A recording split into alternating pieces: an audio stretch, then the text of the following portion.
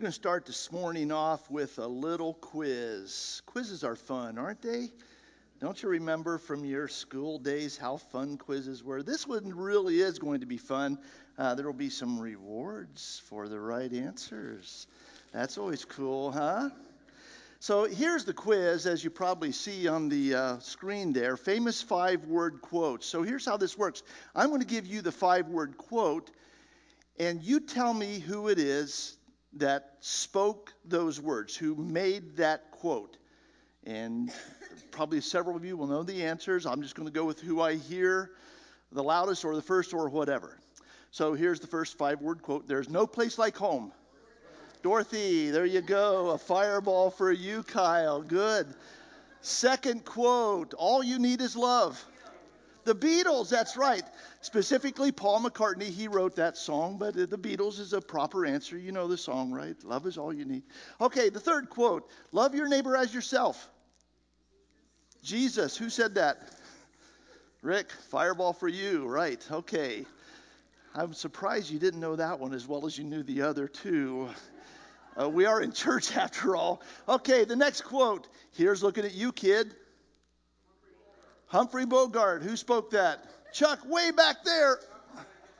Oh, that looked like a pass from Baker Mayfield to Odell Beckham Jr. Oh, that was... I won't target you again for the rest of the night. Next quote. Go ahead, make my day.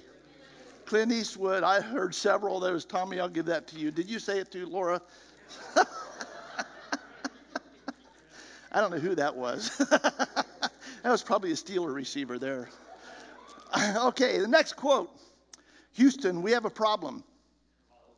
Apollo 13. Joe, very good. Jim Lovell spoke that actually, but he was one of the crew of the Apollo 13, astronaut on that crew. And then this last one. Oh, no, that's not the last one. This next one. There's no crying in baseball. Tom Hanks. Oh, my goodness, everybody. Jesse. All right, somebody over here spoke that. Beth. Be careful, this could be dangerous. And then this last one, even if he does not. Even if he does not. Anyone?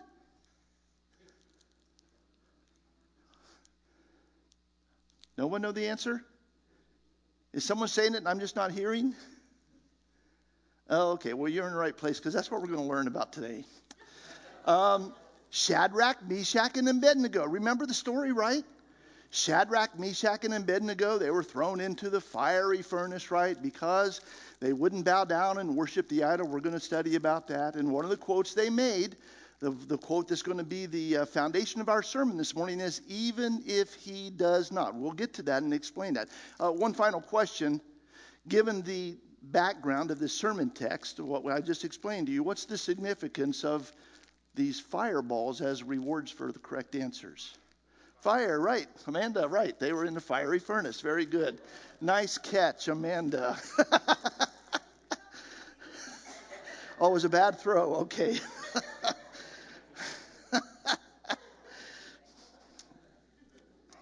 So, to establish a little bit more of the background, the events in this chapter, we're going to be studying from Daniel chapter 3. The events in this chapter took place in Babylon, the same nation that we've looked at for the last 2 weeks that was going to be the place of exile for the disobedient Jewish people. In fact, you might remember from last Sunday's sermon that they were going to be there for 70 years before God would deliver them and bring them back to Israel. It was during that 70-year period of exile in Babylon, that pagan nation that the Jews were forced to live in, that this book was written. Daniel was a young prophet, a Jewish prophet who had also been exiled to Jerusalem. And because of his great ability and because of his divine ability to be able to interpret dreams and his great wisdom and understanding, King Nebuchadnezzar placed him in a position of authority. There were a few other very wise and skilled young Jewish men that Nebuchadnezzar also recognized as being valuable to the kingdom, and he placed them in positions of authority as well. Some of the old school Babylonian leaders did not like that. They were jealous that these young upstarts who were brought in as a nation of slaves were given positions of authority over them. And so they were always looking for ways to discredit these Jewish leaders and to defame them before the king and to have them removed. And that's kind of the basis of our story for today. So we're going to look at this story in Daniel 3. We'll begin with verse 1. King Nebuchadnezzar creates a problem by erecting this idol. And it says King Nebuchadnezzar made an image of gold 90 feet high and 9 feet wide and set it up on the plain of Dura in the province of Babylon. And then after he erected this idol, this statue, he invited all of his officials out for a dedication ceremony. And during that dedication ceremony, he told them what the purpose of this idol or this statue was. We read that in verses 4 through 6.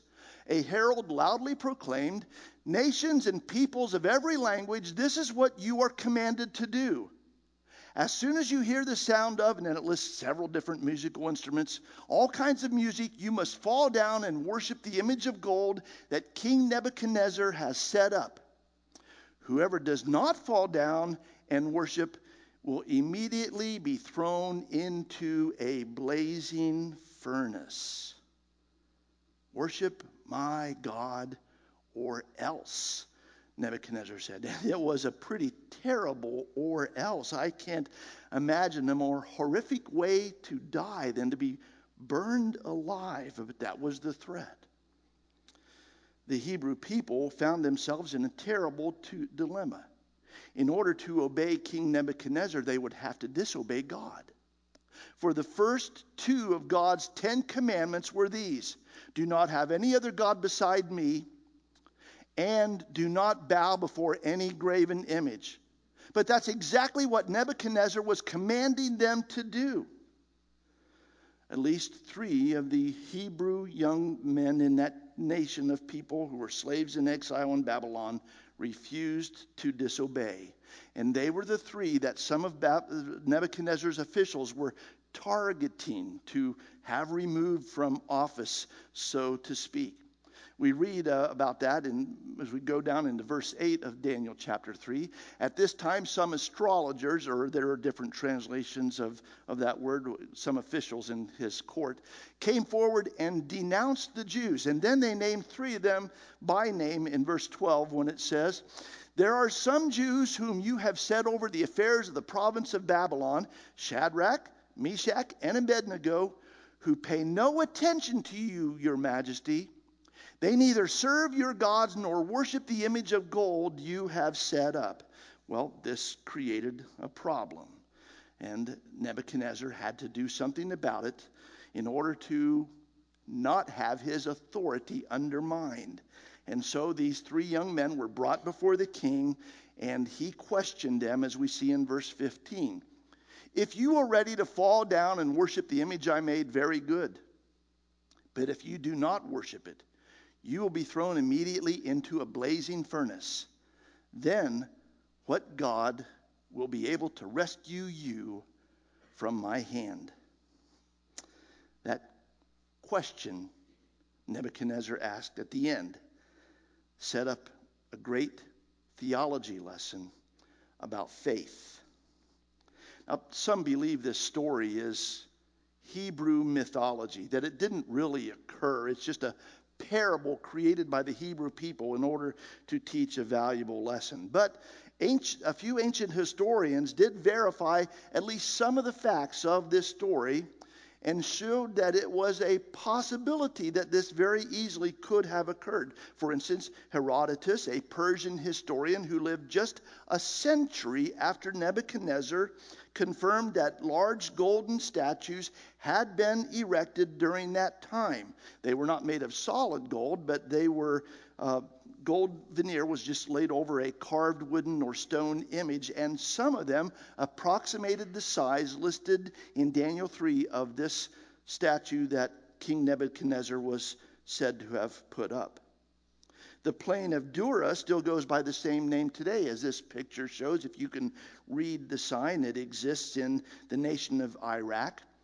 On one of its mounds, the pedestal of a colossal statue has been discovered, and it is thought by some archaeologists to be the foundation of this golden statue of Nebuchadnezzar, for it is of the right size and comes from the right time period.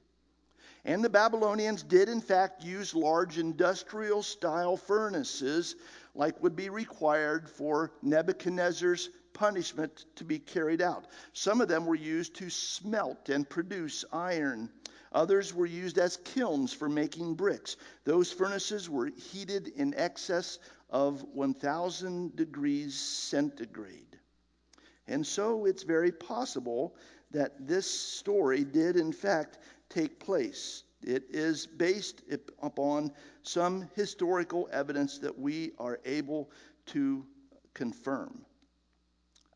Let's go on in this story and read the response of these three young men to Nebuchadnezzar's challenge. In verses 16 and 17 we read, Shadrach, Meshach, and Abednego replied to him, King Nebuchadnezzar, we do not need to defend ourselves before you in this matter. If we are thrown into the blazing furnace, the God we serve is able to deliver us from it, and he will deliver us from your majesty's hand. What faith these three men had. It was a complete trust in God, a complete trust in his ability and in his willingness to save them. But in verse 18, we read of an even greater faith held by them when they said, but even if he does not, even if he does not, we want you to know, your majesty, that we will not serve your gods or worship the image of gold you have set up.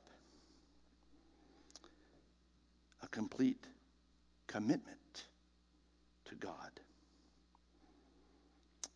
In this sermon series, we have been learning of the nature of a sustaining faith. Today, we learn a little bit more about that kind of faith. A sustaining faith is one which recognizes God's sovereignty. That is, that he is God, and that he rules, and he determines what will be.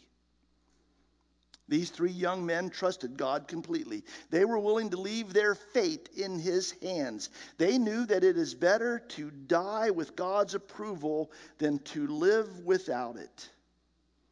Their convictions were not for sale, even at the price of their own lives. They left everything in God's hands. They hoped for a miracle, but they didn't demand one.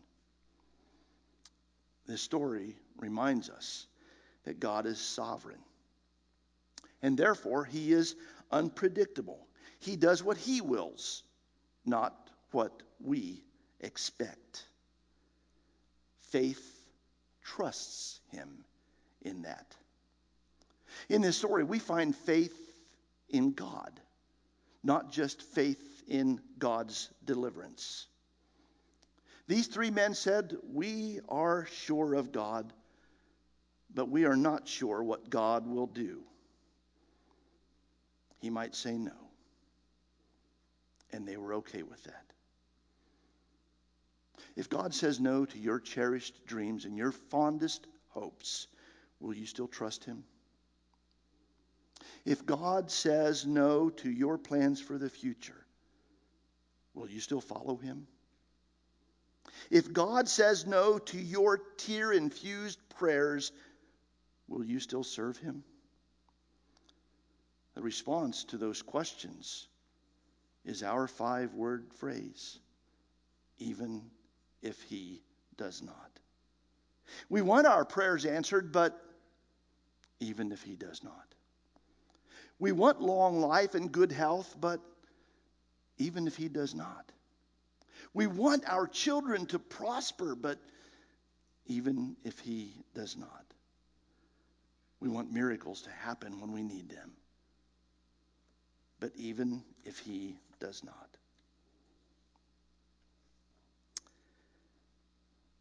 God doesn't often answer my prayers. In fact, it seems like he is more likely to say no to my prayer request than he is to say yes. People frequently come to me and ask me to pray for them, thinking that I have some special connection to God. Well, apparently not. In fact, if I offer to pray for you, you might say, no thanks, preacher, I'll ask somebody else.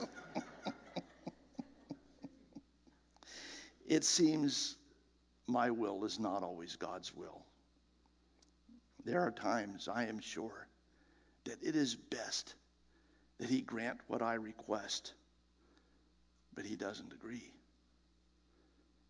And even if he does not, I still admire him as God. I still love him. And I will serve him.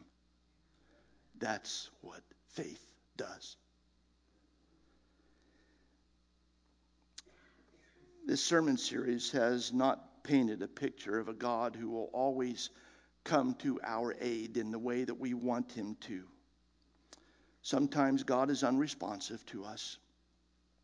Sometimes he is unaffected by our pleas. He is, after all, the God who will permit us to suffer loss because the material is less valuable than the spiritual.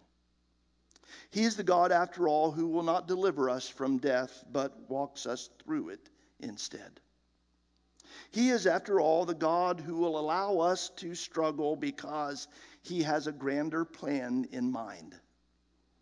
He is the God, after all, who will wait sometimes before coming to our aid because there is a purpose in his timing.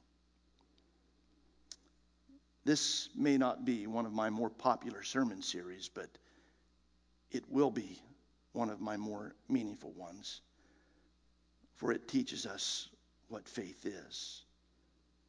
Faith is not the manipulation of God through prayer in order to get what we want. Some Christians advocate that kind of a belief system. They believe that God is bound by every assurance in the Bible, and they believe that we can tap into that power by claiming a biblical promise as our own, thus holding God to his word. Don't you see how manipulative that is? It leaves little room for God's sovereignty, his divine wisdom applied to every situation for his own purposes. Faith is accepting God for who he is and accepting his will. Faith recognizes that our ways are not always his ways and that he might have a greater plan than we can see. Therefore, faith begins each prayer with this understanding, even if he does not. We need that kind of faith to sustain us. We need to believe in someone who is greater than ourselves and greater than our problems. We need to believe in someone who is still in control of this broken world and can make sense out of it. We recognize God as that one. He is sovereign. He does have a plan. He is in control. And therefore we yield to his will and profess, even if he does not. You see, his plans might just supersede our needs. They did in this case in Daniel 3. Well, sort of. Let's go back to the story and read verses 19 and 20. Then Nebuchadnezzar was furious with Shadrach, Meshach, and Abednego, and his attitude toward them changed. He ordered the furnace heated 7 times hotter than usual and commanded some of the strongest soldiers in his army to tie up Shadrach, Meshach, and Abednego and throw them into the blazing furnace. Whoa. This is not a story of the false promise that God will save us from all of our suffering. These men expressed faith in its highest form when they proclaimed, even if he does not. By declaring, as they initially did, he is able, we honor the power of God, but by saying, as they later did, even if he does not, we acknowledge the sovereignty and the wisdom of God. We trust him. We place our life in his hands without regard for the outcome. That is faith. The nature of a sustaining faith is that it recognizes God's sovereignty and that it submits to God's will. And even if faith trusts God, even when his will is different than our own, even if the worst case scenario comes to be, if that happens, then we understand that his grace alone is sufficient for us. It is all we need. These three young men faced the fire without fear because they knew that whatever the outcome, it would ultimately be for their good and for God's glory. Their hearts might have been tempted to worry. They might have worried, what if? What if God does not rescue us? What if we suffer a painful death? What if our families suffer because we die? But if those fears crossed their minds, their faith led them to reply, even if, instead.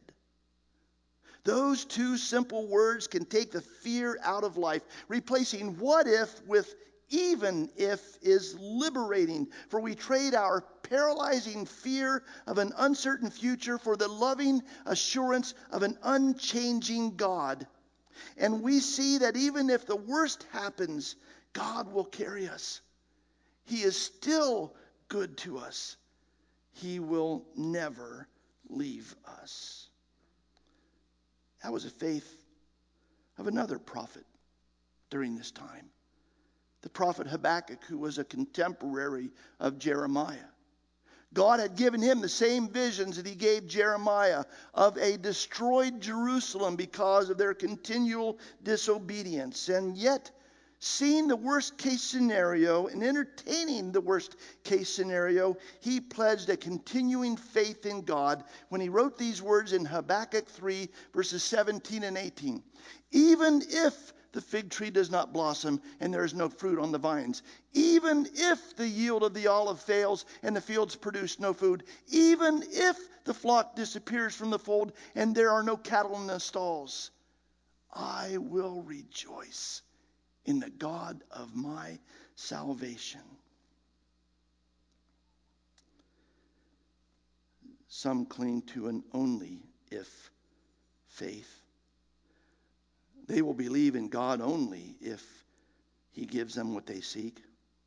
Only if God makes things right by their own understanding. Only if he grants them sufficient blessings. And only if faith says, if all goes well, if life is prosperous and happy for me, if I don't have to face the agonies and burdens of life, if God takes good care of me, then I'll have faith in him. There was a time when that was a faith of young Jacob. Jacob, who later became the patriarch of Israel, but in his earlier days was self-centered. So self-centered, in fact, that he deceived his father in order to gain his brother's inheritance. That young Jacob stated his faith in only if terminology when he spoke these words in Genesis 28, verses 20 and 21.